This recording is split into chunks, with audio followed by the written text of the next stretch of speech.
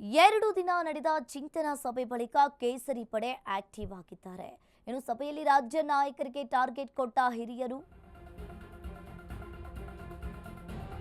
2 ದಿನ ನಡೆದ ಚಿಂತನಾ ಸಭೆ ಬಳಿಕ ಕೇಸರಿ ಪಡೆಯ ನಾಯಕರು ಆಕ್ಟಿವ್ ಆಗಿದ್ದಾರೆ.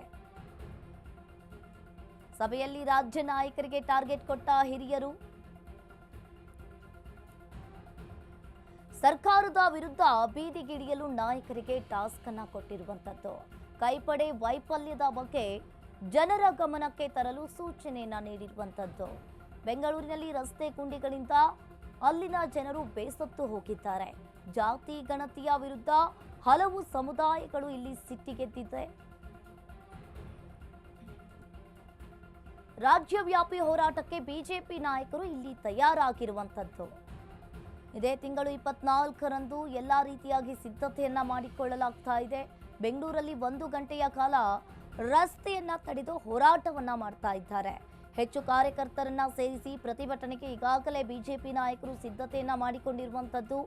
2 ದಿನ ನಡೆದ ಚಿಂತನಾ ಸಭೆಯಲ್ಲಿ ಈಗ ಕೇಸರಿ ಪಡೆ ಆಕ್ಟಿವ್ ಆಗಿರುವಂತದ್ದು.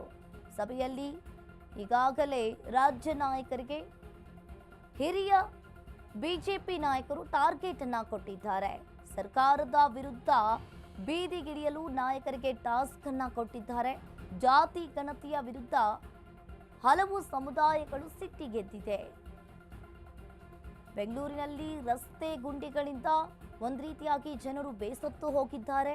ರಾಜ್ಯವ್ಯಾಪಿ ಹೋರಾಟಕ್ಕೆ ಬಿಜೆಪಿ ನಾಯಕರು ಇಲ್ಲಿ ತಯಾರಿಯನ್ನ ಮಾಡಿಕೊಂಡಿದ್ದಾರೆ. ಇದೇ ತಿಂಗಳು 24ರಂದು ಪ್ರತಿಭಟನೆಗೆ ಕೇಸರಿ ಪಡೆ ಎಲ್ಲಾ ರೀತಿಯಾಗಿ ಸಿದ್ಧತೆಯನ್ನ ಮಾಡಿಕೊಂಡಿದೆ. ಬೆಂಗಳೂರಿನಲ್ಲಿ 1 ಗಂಟೆಗಳ ಕಾಲ ರಸ್ತೆಯನ್ನ ತಡೆದು ಹೋರಾಟವನ್ನ ಮಾಡೋದಕ್ಕೆ ಬಿಜೆಪಿ ನಾಯಕರು ಎಲ್ಲಾ ರೀತಿಯಾಗಿ ಸಿದ್ಧತೆಯನ್ನ ಮಾಡಿಕೊಂಡಿದ್ದಾರೆ.